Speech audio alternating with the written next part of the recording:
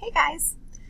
Today we are going to talk about section 1.7, the midpoint and distance formula.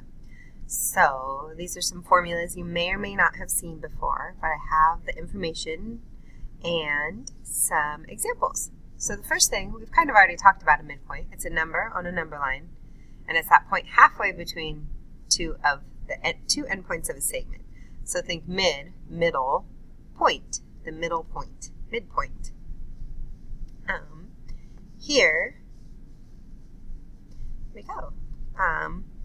The way to find a midpoint, which we've already been doing, is to add the two numbers together and then divide by 2. Think of finding the average. You'll notice that right here, here's MTV. T is the midpoint, all right? Because T is the midpoint, MT, segment MT, is equal to TV. And MT, this portion, plus this portion, TV, equals MV, the entire segment. All right, so what we need to start talking about, though, is on a coordinate plane, how to find the midpoint. Okay, right here we have A, B with M as the midpoint. We would need to find the coordinate of that point, and this is where things get a little bit more confusing. All right, so we all know that for coordinates we have an x point that goes horizontally along the coordinate plane and a y point that goes vertically. So in order to find the midpoint, we're going to take the values of our two x values, the x value from A and the x value from B. We're going to add them together and divide by 2.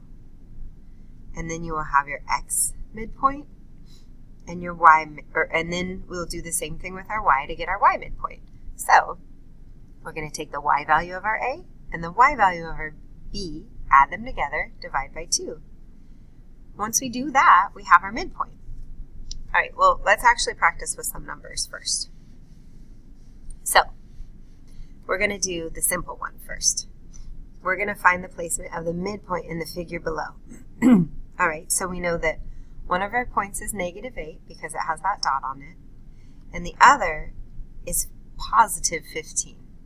So remember, the more basic way to find the midpoint is to add the 2 points together, -8 and 15, and divide by 2. When we add them together, we get 7, and then we have to divide by 2, and we get 3.5. So our midpoint is 3.5 on this number line.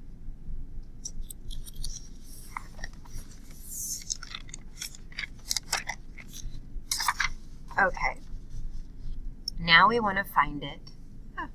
Let's get situated here. Now we need to find it using coordinates. So here I have S, which is -6 and 3, and T, which is 1 and 0. So I want to find the midpoint of ST. All right, I'm going to have to use the midpoint formula for this ordered pair. And remember, that's x1 plus x2 divided by 2 and y1 plus y2 divided by 2. And that gives me my midpoint. So we're going to take point S, and we're going to say that -6 is our x1 and 3 is our y1. And we're going to take point T and say that 1 is our x2 and 0 is our y2. And then we're just going to plug them into this equation. So here we go. Here's our -6. Our x1 goes right here. Our 1 goes right here. Our 4x2, and then we'll divide it by 2. So we get -5 when we add those together, divided by 2, and we have -2.5. All right, so that's one of our coordinates. That would be the x value of our ordered pair. And now we're going to do the y. All right, so we're going to take 3, which was our y1, plus 0, which was our y2, and divide it by 2. So 3 divided by 2 equals 1.5. All right, so our midpoint then is -2, 1.5.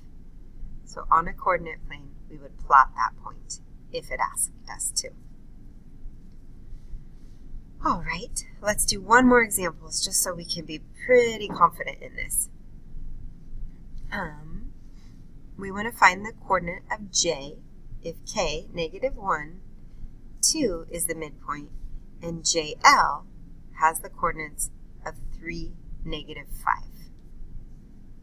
Okay, so this one is a little different. This time they're giving us our midpoint and giving us a point. So we're going to have to work backwards a little bit. All right, so let's look at it on a number line so we can kind of get a better visual. Here is K, our midpoint. We know that coordinate. And here is L, one of our other points. We don't quite know J over here. That's what we need to figure out. So we're going to work backwards, plugging it into the equation.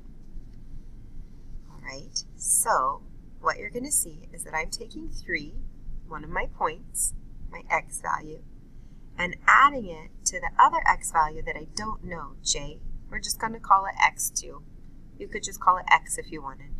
And we'll divide it by 2 because that's the formula for a midpoint. And it equals -1. All right, it equals -1, and we know that it equals -1 because we already know what our midpoint is. We're going to work back. We're going to now solve this. So I multiply both sides by 2 to get rid of the 2 on the bottom. And what you do to one side, you have to do to the other. And I end up with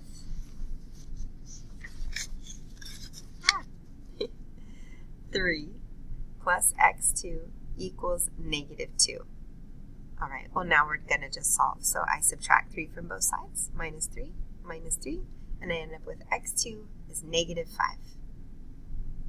All right, well that's our x value is going to be -5. So I know now that j is -5. And then I'm going to move over here to y. Again, I'm going to take the y value of my L point, because I know that one, add it to the y that I'm trying to figure out over here, and put it over 2. So that's the formula for finding a midpoint. And it's going to equal 2. I know that it equals 2 because I know my midpoint, right? My y value. So again, I have to multiply both sides by 2 to get rid of the 2 on the bottom, the denominator. And what you do to one side, you have to do to the other. So I'm left with -5 plus y equals 4. I have to add 5 to both sides, add 5 to both sides, and that's how I get 9. And therefore, I know now that j is -5, 9.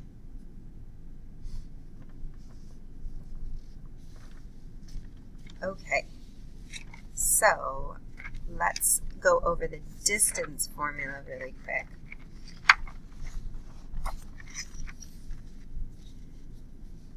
And talk about it. This is the formula. What it does is it gives you the distance between 2 points.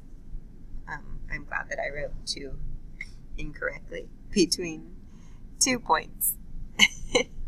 And the formula, which you will have to memorize, is distance equals the square root of x2 minus x1 squared plus y2 minus y1 squared. All right.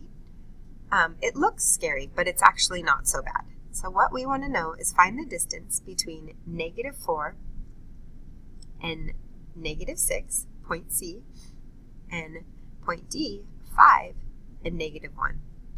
I'm going to take those points, x1, y1, x2, y2, and plug them into the equation.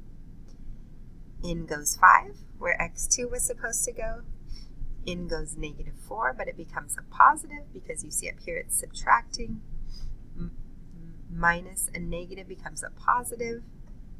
And then I plug in the 1 over here, the y2, -1, and then I plug in the -6, which again becomes a positive because I'm subtracting. Remember, minus a negative becomes a positive.